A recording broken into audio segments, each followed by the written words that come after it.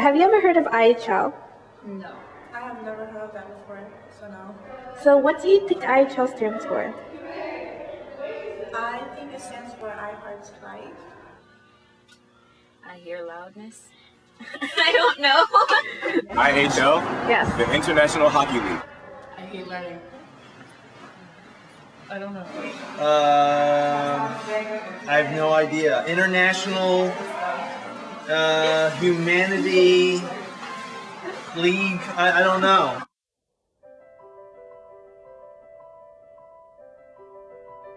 You might be wondering, where did IHL come from? It all started with a man named Henry Dunant in June 1859. Henry Dunant was a traveling merchant traveling through the war-ravaged plain of Normandy after the Battle of Solferino.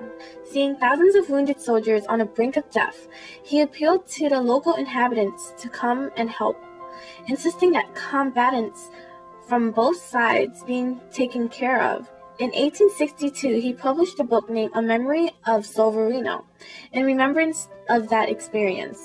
He believed that volunteers should be trained to treat wounded soldiers until they are completely recovered. On February 7, 1863, a conference took place in order to make his idea be used on a large scale.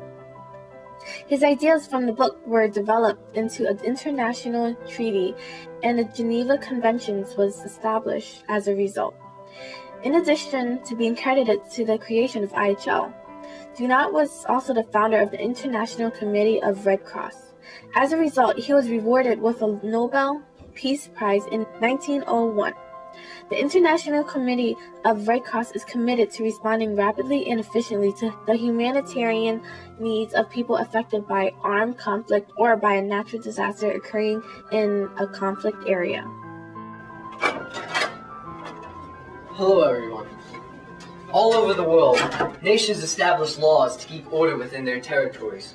Some laws, however, may be established over many nations around the world that they agree to follow. One of these laws is called International Humanitarian Law, or IHL.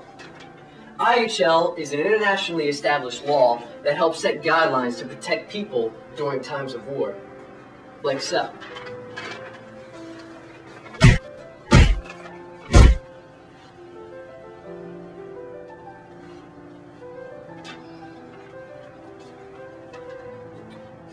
As you can see, many people don't know what IHL is, or know that it even exists.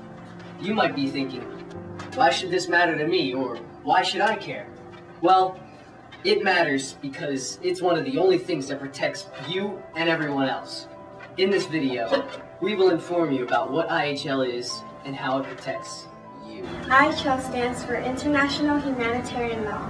It's a law that applies to everyone internationally and sets guidelines for how people are to treat each other during times of war. The effect of war on the people and property. If anyone were to turn a blind eye on this, there would be great punishment. Violations are considered to be war crimes and can lead an individual to many years in prison. Everyone must abide by this law because it is an international law. People who are prisoners of war are supposed to be able to contact their family according to the Geneva Conventions. However, occasionally when soldiers are taken as prisoners, their families may not be informed of it. In 1971, a woman whose husband was a soldier missing in action thought that it was necessary to invent a flag that symbolizes her missing husband and other soldiers who are also missing in action. Today, the Prisoners of War / Missing in Action flag spreads awareness of those who are prisoners of war and or missing in action. IHL helps families by providing the basic rules for treatment of war captives, such as allowing prisoners of war to contact their family. The main compromise of IHL is the Geneva Conventions. The Geneva Conventions contain 4 individual proclamations that protect wounded and sick soldiers, shipwrecked sailors, prisoners of war, and civilians during times of war. Here are a few of the terms that are covered under the Geneva Conventions. These conventions also apply to nations that are partially or completely occupied by soldiers from another nation. There are also protocols that were added to the Geneva Conventions that cover specifics such as conventional and chemical weapons, landmines, and child protection during armed conflicts.